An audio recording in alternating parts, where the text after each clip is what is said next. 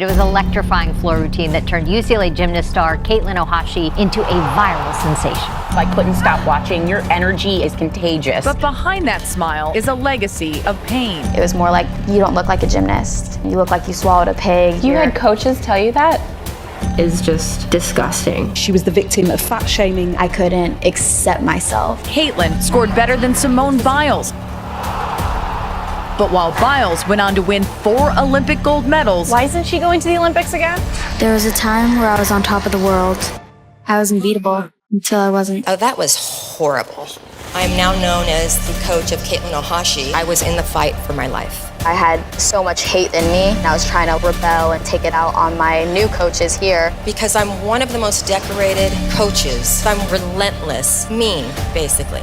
And I said to her, you get it? I am hired to win. One day, Katelyn looked me in the eye and said, I hate myself. Winners make adjustments and losers make excuses. I was told that it was embarrassing how big I had become. I was compared to a bird that couldn't fly. These are all things that when I was skinny, I was told. So what would they think of me when I had become big? I couldn't accept myself. Gymnastics was my worth. It was my life. I hated myself.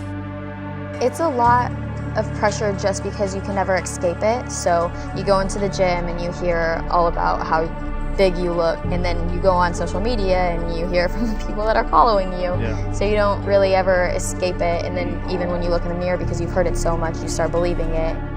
It was more like, don't eat, you look like an elephant, you look like you swallowed a pig. You had coaches tell you that? Yeah, I did. The athletic director calls me in her office and says, we're going to make a change with our head coach, and we would like for you to be the new head coach. I don't know the first thing about gymnastics. I'm like, can I get any more? She goes, no, just go figure it out. How am I supposed to lead one of the premier programs in the country?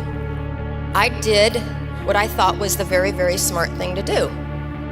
In my mind, a coach was tough-talking, relentless, snarky at times, no gray area, black and white, mean, basically. So I learned to say things like, winners make adjustments and losers make excuses. When I came out here, it was really hard because I had so much hate still left in me, and I was trying to rebel and take it out on my new coaches here. and I will never forget a team meeting we had halfway through her freshman season, and Katelyn very clearly and unapologetically said, I just don't want to be great again. I felt like I got sucker punched. My first thought was, then why the heck am I going to honor your scholarship? One day, Katelyn looked me in the eye and said, Miss Val, I just want you to know, everything you tell me to do, I do the exact opposite. The year before, we had finished second by 1/2 The year I took over, we came in dead last. I realized at that time I was not cut out for this job. I'm walking through Ackerman Union on my way to resign, and I come across Coach Wooden's book on leadership. His book opened up magically to his definition of success. And it said, success is peace of mind in knowing you've done your best. Coach Wooden was hailed as the greatest coach that ever lived. I am a coach. I am hired to win. And I read his definition again and again and again. And when I read it, the word you got bigger and bolder. Success is peace of mind in knowing you have done your best. And I had the biggest aha moment of my life. I had been trying to be somebody else. And at that moment, I realized, whenever you try to be somebody else, you will always be a second-rate them. The worst part about it is it prevents you from being a first-rate you. I scrapped everything that I had done. I scrapped all those stupid coaching quips, and I just became me. When Katelyn came to UCLA, she was broken. in body, mind, and spirit. She had grown up in a stereotypical, very high-level athletic world, and she was damaged. She was like, when was the last time you have been happy in the sport? I was like, I honestly don't remember. It was probably when I was 11 years old before I ever turned elite. Katelyn didn't hate gymnastics. Katelyn hated everything associated with being great. Katelyn didn't want to be a winner because winning at all cost had cost her her joy. So I embarked on the painfully slow process of building trust and proving to her that first and foremost, I cared about her as a whole human being. What is that? Togetherness. This is what? Togetherness, bond, the fibers of the trampoline. This is Bruin family, right? And what happens with Bruin family? We trust each other, right? It's about trust. It's about enthusiasm. It's about passion for everything we do. It's about the fact that we're all very unique and we all bring different things to this fiber, right? Part of my strategy was to only talk to Katelyn about gymnastics in the gym. Outside of the gym, we talked about everything else: school, boys, families, friends.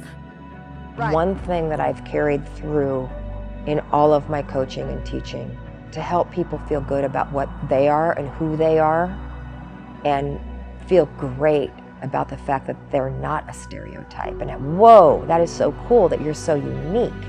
Unique is so much more fun than status quo. I start with, I'm going to help you become the best person that you can be, and I'm going to help you become a champion in life. Big, big, big set aerial. It took me finding Miss Val in UCLA and having a different goal and path to follow to finally find joy and love within the sport again. We finally had to go through and build this trust between each other, because that's the first time I've ever felt a connection with a coach that strong. My mom wasn't exactly happy when I quit elite gymnastics and wanted to go to college. Miss Val asked her why she had like a change in her heart. And she said, I see how happy my daughter is. And that's all it took to feel like a person again.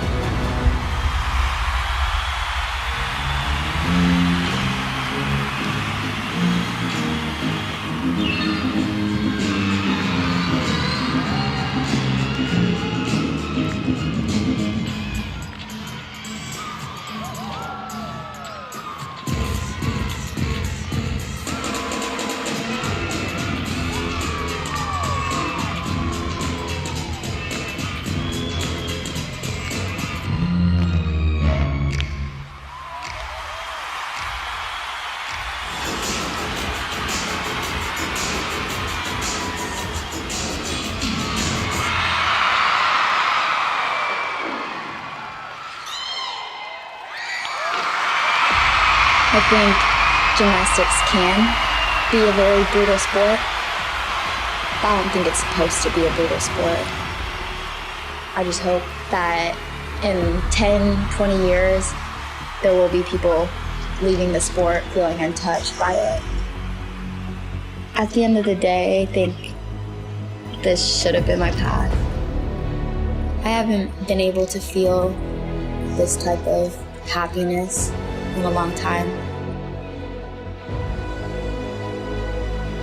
I found my joy, my voice, myself, and my love for the sport.